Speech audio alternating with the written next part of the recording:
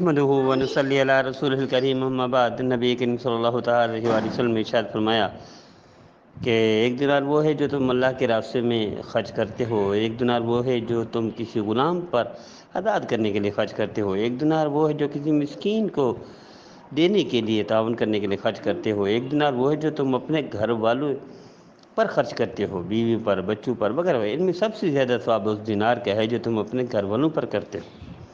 میرے استاد محترم شیخ الاسلام حضرت اقدس تقی عثمانی صاحب کا اس حدیث میں ارشاد فرمایا تھا کہ آپ صلی اللہ علیہ وسلم نے گھر والوں پر خرچ کرنے کو دوسرے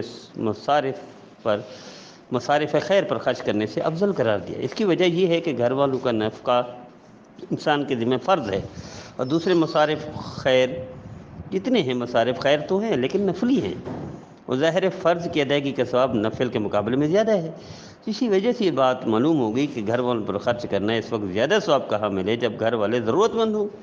لیکن اگر گھر ان کی ضروریات مناسب طریقے پر پوری کی جا چکی ہے تو اس وقت دوسروں پر خرچ کرنے کا ثواب زیادہ ہوگا۔ تو اس لیے آئیے طے کر لیجئے، میں اپنے بھائیوں سے اپنی بہنوں سے درخواست کرتا ہوں، یہ پہلے بھی درخواست کی تھی کہ ہم میں سے ہر بھائی ہر بہن جو گھر پر خرچ کرے اس کو یہی سمجھے کہ اللہ کا حکم سمجھیں، اللہ کے نبی صلی اللہ تعالی وسلم کی سنت سمجھیں، نبی کریم صلی اللہ تعالی وسلم کے فرمان پر عمل سمجھیں۔ یقیناً سعادت ہے، یقیناً خوش بختی ہے، یقیناً نیکی ہے، یقیناً بھلائی ہے، یقیناً نیکی ہے۔ ہم ہر چیز پر خرچ کرنے کا ثواب سمجھتے ہیں، نیکی سمجھتے ہیں، صدقہ سمجھتے ہیں، بہتری سمجھتے ہیں اور عمل سمجھتے ہیں، لیکن گھر پر خرچ کرنے نہ عمل سمجھتے ہیں، نہ ثواب سمجھتے ہیں، نہ نیکی سمجھتے ہیں۔ تو آئیے طے کر لیجئے۔ مجھے امید ہے میرے بھائی میرے بہنیں پہلے بھی درخواست کی تھی، آج دوبارہ درخواست کر رہا ہوں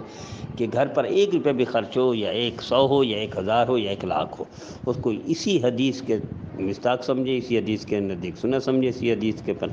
اللہ کے حبیب کا فرمان سمجھے، نبی کے صلی اللہ علیہ وسلم کی تابعداری سمجھے، اس پر خرچ کرنا اور فرمانبرداری سمجھے، یقیناً یہ افضل صدقہ ہے، افضل نیکی ہے اور بہت زیادہ ثواب کا حامل ہے۔ اس پر میرے استاد محترم زور دے کر فرماتے ہیں کہ بڑا ثواب ہے، بڑا اجر ہے، بڑی نیکی ہے، لیکن بڑے ثواب سے محروم رہتے ہیں، بڑے اجر سے محروم رہتے ہیں۔ تو آئیے طے کر لیجئے، آج کے بعد اسی حدیث پر اسی نیت سے عمل کریں گے اور کرائیں گے، خود بھی سنیں گے، دوسروں کو بھی سنائیں گے۔ ہم طے کر لیں، ہمارے بھائی ہمارے بہنیں جس گروپ میں بھی ہیں، اب اپنا خاص گروپ بنے اپنے گھر والوں کا، فیملی کا، خاندان کا، اس میں بھی روزانہ یہ میسیج ڈالیں، اصلاحات میں حصہ لیں، تربیت میں حصہ لیں، اس بھلائی معاشرے کی بھلائی اور ملک وطن کی خیر خواہی اس میں حصہ ڈالیں۔ یقیناً ہمارا معاشرہ اٹھے گا، ہمارا ملک بڑھے گا، آگے اور ترقی کرے گا۔ مجھے امید ہے میرے بھائی میرے بہنیں ہمارے اس پیغام میں حصہ ڈالیں گے، عمل کریں گے اور کرائیں گے، سنیں گے اور آگے بھی پھیلائیں گے۔